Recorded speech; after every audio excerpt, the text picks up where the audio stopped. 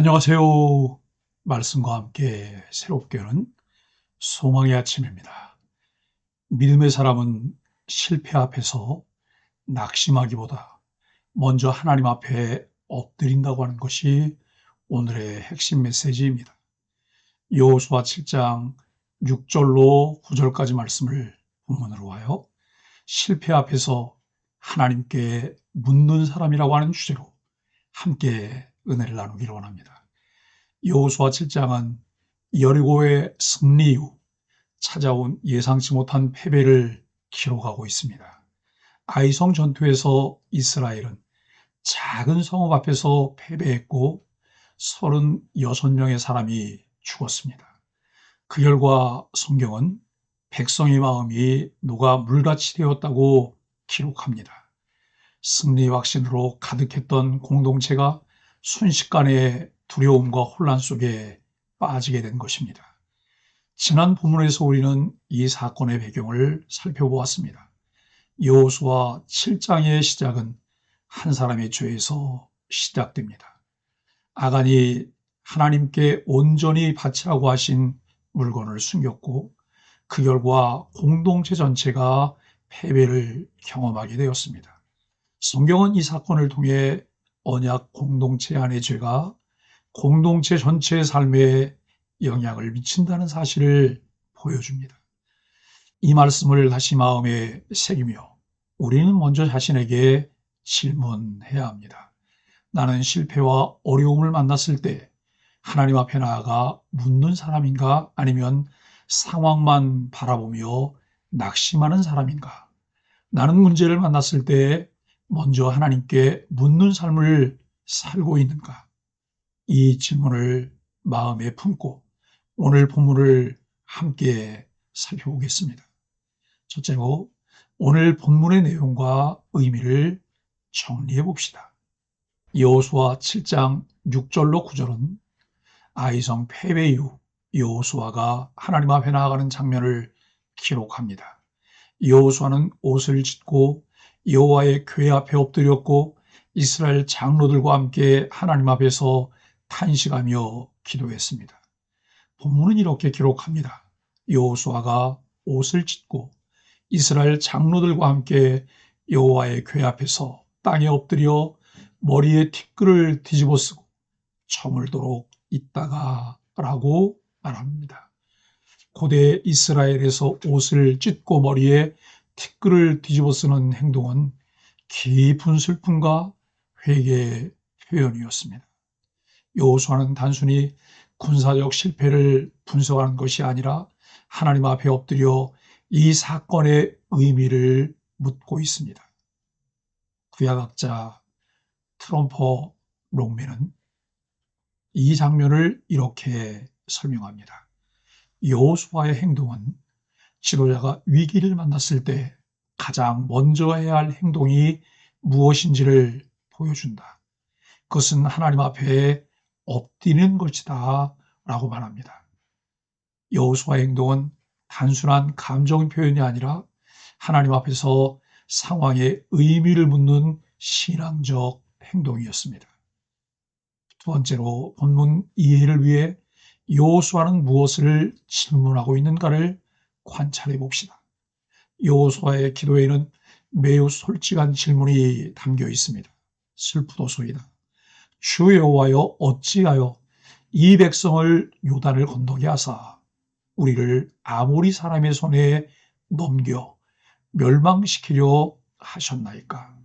이 질문은 당황스러운 질문처럼 보일 수도 있습니다. 그러나 성경은 종종 이런 솔직한 기도를 기록합니다. 시편에서도 우리는 비슷한 질문을 발견합니다.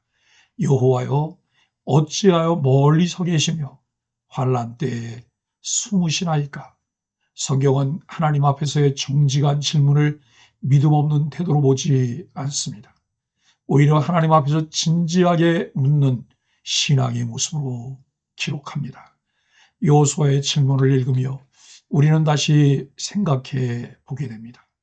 나는 삶의 문제를 만났을 때 하나님께 질문하며 기도하는가? 나는 문제를 하나님 앞에 가지고 가는 사람인가? 아니면 사람 앞에서만 이야기하는 사람인가?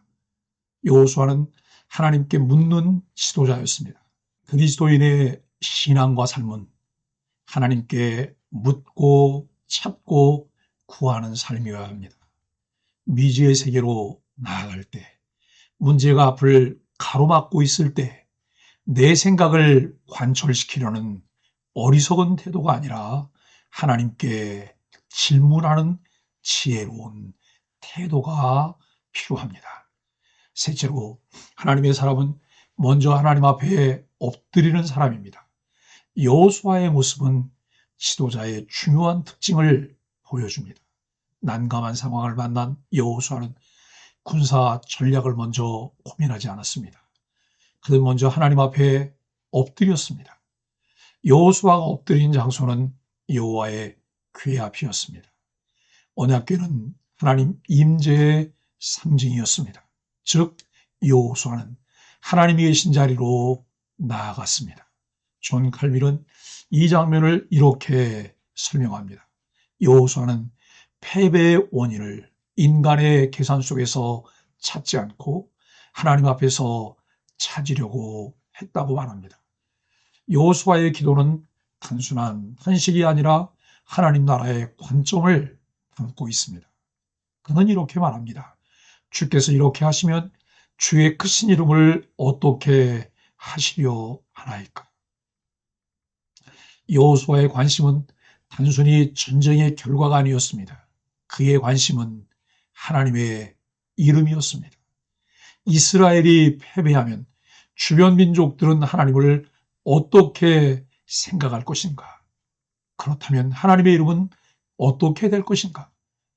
여호수아의 기도는 바로 이 질문을 담고 있습니다. 여호수아에게서 하나님 중심의 신앙적 태도를 배우게 됩니다. 사랑하는 소망의 가족 여러분, 여호수아 7장 6절로 9절은 실패 이후의 믿음의 태도를 보여주는 본문입니다. 이스라엘은 패배했고 공동체는 두려움에 빠졌습니다. 여호수아가 모세 이후 지도자로서 만난 첫 실패였습니다. 그러나 여호수아는 절망 속에 머물지 않았습니다. 그는 하나님 앞에 나아갔습니다. 이 장면은 우리에게 매우 중요한 교훈을 가르쳐 줍니다. 문제보다 더 중요한 것은 문제를 가지고 어디로 가느냐입니다. 문제를 어떻게 처리하느냐입니다. 여호수아는 문제를 하나님 앞에 가져갔습니다. 그곳에서 그는 상황의 의미를 묻고 있습니다. 우리의 삶에서도 실패와 어려움은 언제든지 찾아올 수 있습니다. 누구나 그러한 상황을 만날 수 있습니다. 그러나 그 순간 하나님 앞에 엎드리는 사람은 새로운 길을 발견하게 됩니다. 이것은 평상시 그가 가진 신앙과 삶의 습관이 그를 이끌어갑니다. 여호수아서는 우리에게 이렇게 말합니다. 승리의 비결은 능력에 있지 않습니다. 승리의 비결은 하나님과의 관계에 있습니다. 그래서 우리는 결단해야 합니다. 문제 앞에서 낙심하는 사람이 될 것인가? 아니면 하나님 앞에 엎드리는 사람이 될 것인가? 하나님은 오늘도 하나님 앞에 나오는 사람에게 길을 보여주십니다. 인생은 수없이 많은 선택의 갈림길에 서게 됩니다. 어떤 선택을 하느냐? 이것이 우리의 삶에 미치는 영향이 큽니다. 하나님을 경외하는 바른 지식은 분별하는 명철을 얻게 하며 지혜로 선택하여 최상의 선택을 하며 삶이 윤택해지도록 이끕니다. 무슨 일을 만나든지 어디에 있든지 하나님께 묻고 찾고 구하여 선한 열매를 맺도록 이끄시는 하나님의 은혜 안에 사는 소망의 가족들이 되기를 예수 그리스도의 이름으로 간절히 축복합니다. 함께 말씀으로 드리는 소망의 아침 감사 기도입니다. 실패의 순간에도 하나님 앞에 나아갈 수 있는 은혜를 주심에 감사드립니다. 우리의 기도를 들으시고 길을 보여주시는 하나님께 감사합니다. 하나님의 이름을 먼저 생각하는 믿음을 주심에 감사합니다. 예수님의 이름으로 간절히 기도드립니다. 아멘.